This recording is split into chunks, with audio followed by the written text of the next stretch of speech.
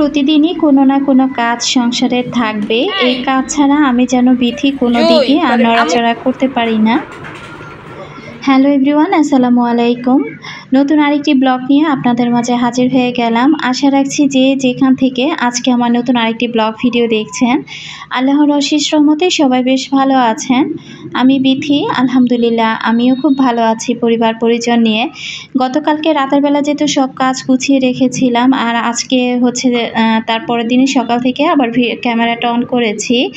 তো আমি কিন্তু অফ ক্যামেরাতে পোলাও আর মাংস খেয়ে নিয়েছি, তার সাথে জবাও খেয়ে নিয়েছে।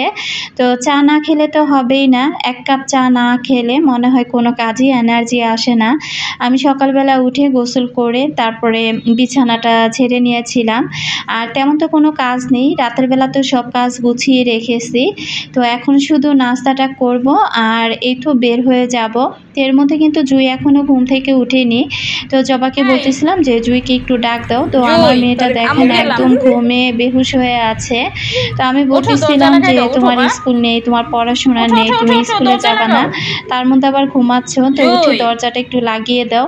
আজকে কিন্তু বাসায় কোনো কাজ নেই, আর কি খাবে সেটা আর কি মেয়েকে বলতেছিলাম যে পোলাও মাংস খেয়ে নিও, আর চা বানানোই আছে, চাটাও খেয়ে নিও, আর খাওয়া দাওয়ার পর যা অবশিষ্ট থাকে সেগুলো ফ্রিজে রেখে দিও। এই বলতেছিলাম। তো জুই কোনোভাবে ঘুম থেকে উঠতেছিল না। তারপর যাই হোক অনেক ডাকাডাকি করার পর জুই আর কি ঘুম থেকে উঠেছে। তো বললাম যে মা দরজাটা লাগিয়ে দিয়ে তারপরে আর কি ঘুমাও।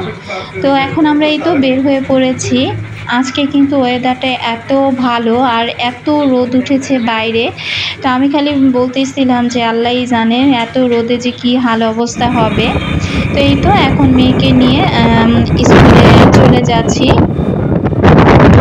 মেয়েকে স্কুলে নামিয়ে দিয়ে আজকে একটু শুকনো বাজারও করব, আবার কাঁচা বাজারও করব। আসলে বাসায় আর কি বাজার নেই, তো সময়ও পাচ্ছিলাম না। আর জবার আব্বুকে বলতেছিলাম যে বাজারগুলো তোমাকেই করে দিতে হবে। তো আমি স্কুলে গিয়ে আর কি 10টার মধ্যে যখন মেয়ের পরীক্ষা শুরু হয়ে যায় আর কি, তো পরীক্ষা শুরু হওয়ার সাথে সাথে আমরা দুইজন আর কি এই যে চলে এসেছি সেনাতে।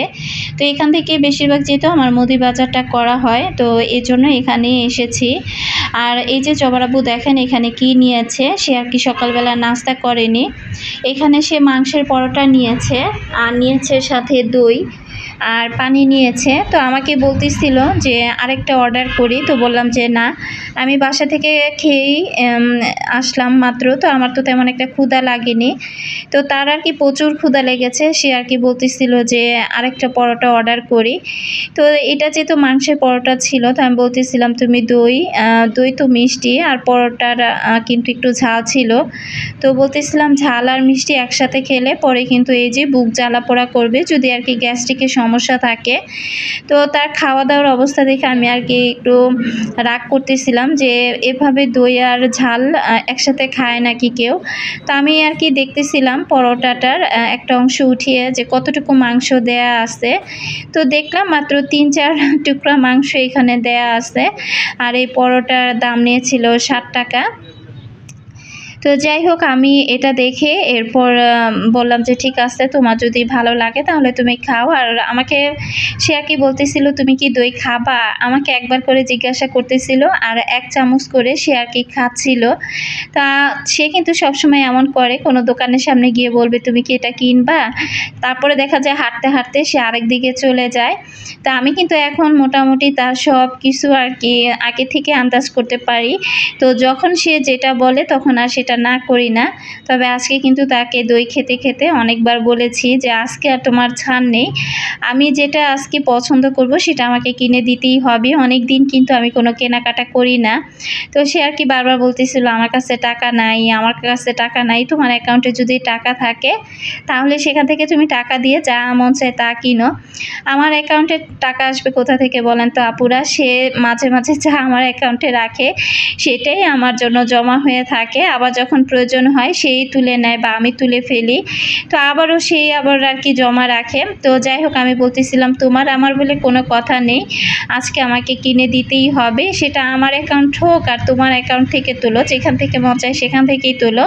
তো এই যে এই দোকানটা কিন্তু বিশাল বড় একটা দোকান, আর এই দোকানে ঢুকলে না মনে হয় কি যে কোনটা রেখে কোনটা নিব, আমার কিন্তু একেবারে মাথা নষ্ট হয়ে যায়।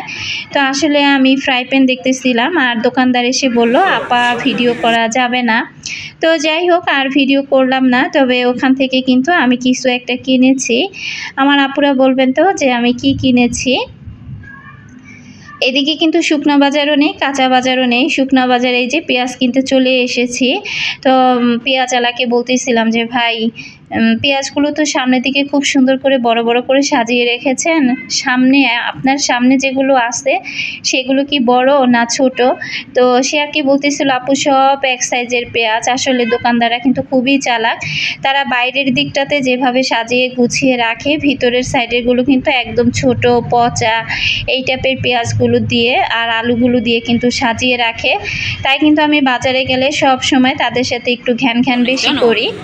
এটা হয়তো আমাদের মেয়েদের স্বভাব, আমরা মেয়েরা গেলে কিন্তু খুঁটে বাজার করি। তো তারপর আমি চাল কিনলাম, আরও যা যা দরকার ছিল মুদি বাজার সেগুলো কিনে নিয়েছি। এখন যাব বাসায়, আর বাজারও করা শেষ আর মুষলধারে বৃষ্টি নেমেছে। জবার আবু তো চালের বস্তা কিনে সেখানেই বসে আছে, আর আমি বাইরে এসে দাঁড়িয়ে দাঁড়িয়ে একটু ভিডিও করছিলাম আর বলতেছিলাম যে এত বৃষ্টি হচ্ছিল, চারপাশ ঘুটঘুটে অন্ধকার। তার মধ্যে আমার ছোট বোনও ফোন দিল, দিয়ে বলতেছে আপু তোমাদের ওখানে বৃষ্টি হয় কিনা? তো আমি আর কি বললাম যে হ্যাঁ প্রচুর বৃষ্টি হচ্ছে। তো ছোট বোন যেহেতু গাজীপুর থাকে, ওদের ওইখানেও আর কি প্রচুর বৃষ্টি হচ্ছিল। আর এই ভিডিওটা কিন্তু আমার আরও 2-3 দিন আগের, আমার আশেপাশে যারা থাকেন তো সে সকল আপুরা আবারও বলবেন যে আমাদের এখানে এখন তো বর্তমানে অনেক রোদ, আপু আবার বৃষ্টি পেল কোথায়? তো ভিডিওটা কিন্তু এটা ছিল অঙ্ক পরীক্ষার দিন আর কি। তো যাই হোক, এই তো এদিকে বাজার টাজার করে আমি বাসায় রেখে তারপর আবার মেয়ের স্কুলে যাচ্ছি। এখন আমি না গেলেও পারতাম, জবার কি বলতেছিল যে মা তুমি এসো। তো আমি জবার আব্বু বলতেছিল তোমার আম্মু বাসায় থাক, আমি এসে তোমাকে নিয়ে যাব। তো মেয়ে খুব মন খারাপ করতেছিল। তো যাই হোক, এরপর আবার আর কি মেয়ের স্কুলে আমি যাচ্ছি। তো দুইজনেই মিলে যাচ্ছি মেয়েকে নিয়ে, তারপর আর কি বাসায় ব্যাক করব। আর এই যে Savar cantonment public school and কলেজের কাছে দেখতে পেলেন কতগুলো বাস দাঁড়ানো। তো এখনও কিন্তু আর কি বাচ্চাদের পরীক্ষা শেষ হয়নি, তবে এখন আর কি পরীক্ষা শেষ হয়ে যাবে।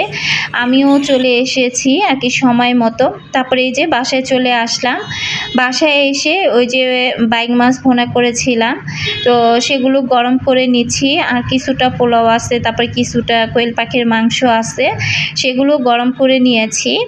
তো এগুলো দিয়ে এখন দুপুরবেলার খাওয়া দাওয়াটা খুব সুন্দরভাবে আমাদের আর কি হয়ে যাবে।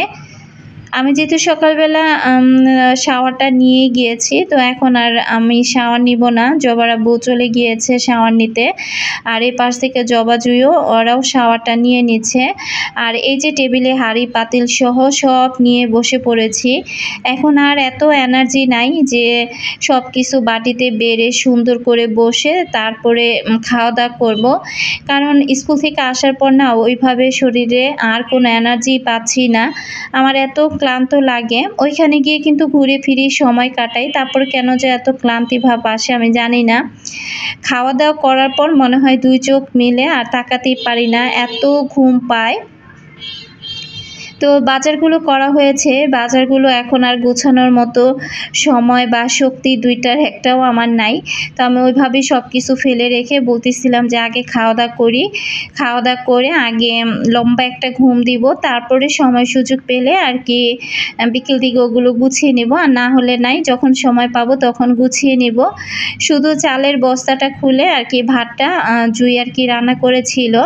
তো আপনাদের ভাইয়া কিন্তু খেতে বসে গিয়েছে, আর এখন আমরাও সবাই খেতে বসে যাব। খাওয়া দাওয়া শেষ করে লম্বা একটা ঘুম দিয়ে সন্ধ্যাবেলা আবার ক্যামেরাটা অন করেছি। যা কাঁচা বাজার এনেছিলাম সে কাঁচা বাজারগুলো এখন আমি এই তো সব বাইরে বের করে নিচ্ছি।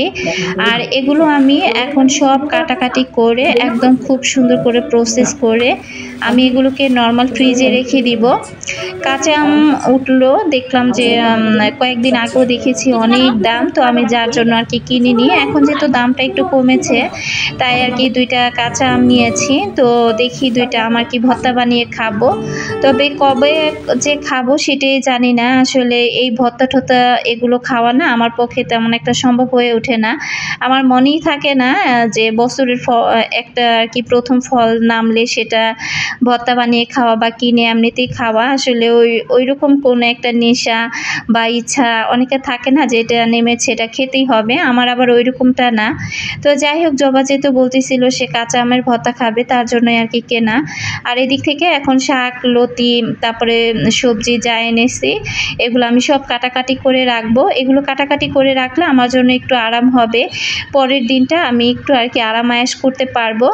তো যাই হোক, এই তো শাক ভাজতে ভাজতে আমার সকল আপুদেরকে রিকোয়েস্ট করব, যারা এ পর্যন্ত ধৈর্য সহকারে আমার সাথে আছেন এখনও পর্যন্ত একটি লাইক দেননি, প্লিজ একটি লাইক দিয়ে ভিডিওটি কন্টিনিউ করবেন। আর যারা নতুন আজই আমার চ্যানেলে প্রথম ভিজিট করেছেন, যদি ভিডিওর কোথাও কোনো অংশ আপনার কাছে এতটুকু ভালো লাগে চাইলে আমার চ্যানেলটি সাবস্ক্রাইব করে আমার পাশে থেকে যেতে পারেন।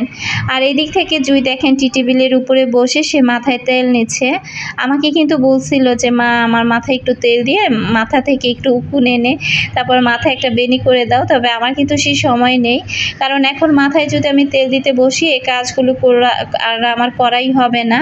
আর একটানা যেহেতু জবার পরীক্ষা চলছিল মাঝখানে একদিনের মতো আর কি বন্ধ গিয়েছে, তো ভাবলাম যে না এই কাজগুলোই আমার আগে করতে হবে। তো ছোট মেয়েকে বুঝিয়ে সুঝিয়ে বললাম যে মা মাথায় আজকে তুমি তেল নাও, আমি অন্য আরেকদিন দিয়ে দিব, আম্মু এগুলো কাটাকাটি করে রাখি। তো সবজিগুলো কেটে রাখলে আমার জন্য একটু সুবিধা। আর এগুলো কাটাকাটি করতে করতে কিন্তু অনেকটা রাত হয়ে গিয়েছিল, যার কারণে শেষ পর্যন্ত আর আপনাদের সাথে